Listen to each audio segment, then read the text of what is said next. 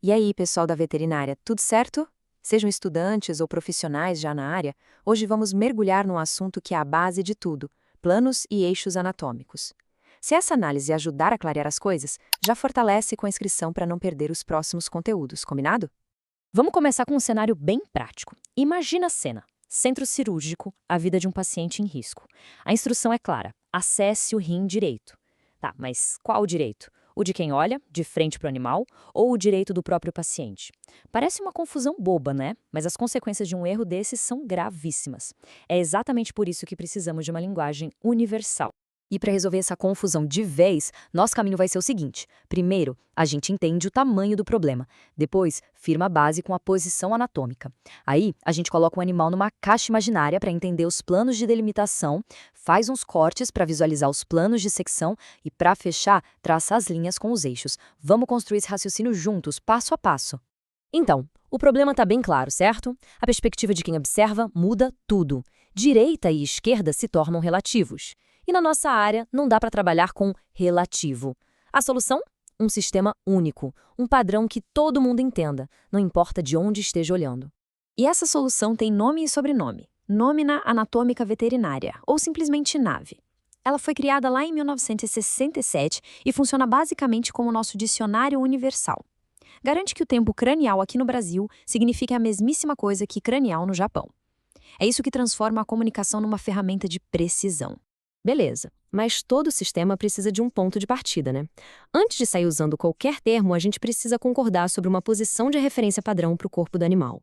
E essa referência é a famosa posição anatômica, que alguns chamam também de estação. Pensa nela como o ponto zero do nosso GPS anatômico. É a postura universalmente aceita, a partir da qual todas as descrições são feitas. Tudo começa aqui. E como é essa posição? É bem fácil de imaginar. O animal está com os 4 membros firmes no chão, o pescoço ereto, cabeça para frente e o olhar fixo no horizonte. É basicamente uma postura de animal alerta. Essa imagem que a gente tem que ter em mente, sempre. Ok, já temos o animal na posição padrão. Agora, vamos para a parte mais visual. Vamos construir a nossa caixa. Confia, essa é a melhor analogia para entender os planos de delimitação. A ideia é a seguinte: imagine que esse animal, na posição anatômica, está perfeitamente dentro de uma caixa de vidro transparente. Cada parede dessa caixa, que toca o corpo dele, representa um plano. Usar essa imagem mental simplifica demais a visualização dos 6 planos de delimitação. E quais são as paredes dessa caixa? Bom, temos o plano dorsal, que é o teto, o plano ventral, que é o chão, o cranial, na frente, o caudal, lá atrás, e, claro, os planos laterais, um de cada lado. 6 planos formando uma caixa perfeita. Agora, atenção para a primeira exceção, que é super importante. Na cabeça, a gente tem um termo especial quando queremos nos referir à direção do nariz, do focinho. Usamos a palavra rostral. Faz todo sentido, né? Porque cranial se refere à direção do crânio como um todo. Então, por exemplo, os olhos são rostrais em relação às orelhas. E tem outra seção genial nos membros. Na parte de baixo das patas da frente, a gente usa o termo palmar. É fácil de lembrar, é só associar com a palma da nossa mão. Já nas patas de trás, usamos plantar, como a planta do nosso pé. E para a parte de cima de ambas, a de costas da pata, o termo dorsal continua valendo. Muito bem, o animal já está na caixa. Agora, vamos imaginar que a gente pode fatiar essa caixa, e o animal junto, claro, para poder enxergar tudo por dentro.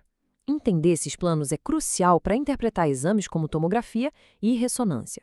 Basicamente, a gente tem 4 tipos de cortes ou seções.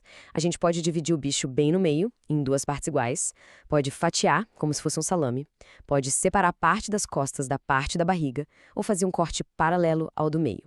Cada um desses cortes tem um nome e um porquê, e é isso que a gente vai ver agora.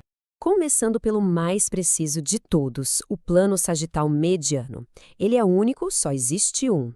É aquele corte vertical que passa exatamente pelo centro do corpo, dividindo o animal em 2 metades que são um espelho uma da outra. Cada uma dessas metades perfeitas se chama antímero. O próximo é o plano transversal.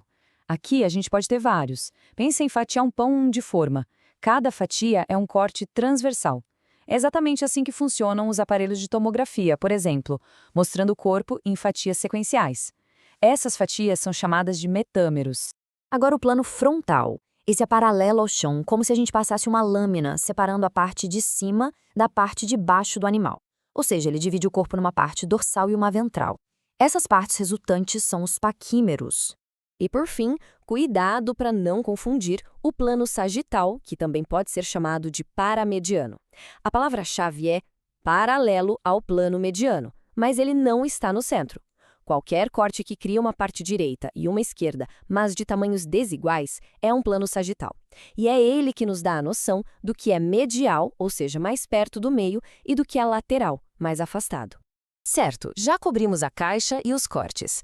Para fechar o nosso modelo 3D, só faltam as linhas que atravessam o centro de tudo isso. Esses são os eixos anatômicos. É só imaginar linhas retas atravessando o centro da nossa caixa. O eixo crânio-caudal, ou longitudinal, vai da parede da frente até a de trás. O eixo dorso-ventral vai do teto até o chão. E o eixo látero-lateral vai de um lado ao outro. Essas 3 linhas formam o esqueleto do nosso sistema de coordenadas.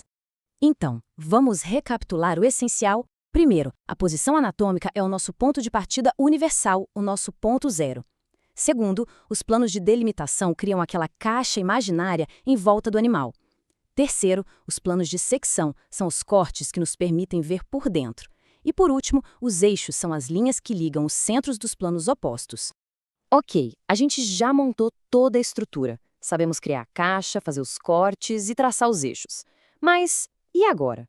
Como usamos tudo isso para descrever de forma técnica que uma estrutura está, por exemplo, mais para frente que outra? Como a gente descreve direção e localização com precisão? Bom, essa é a deixa para o nosso próximo assunto.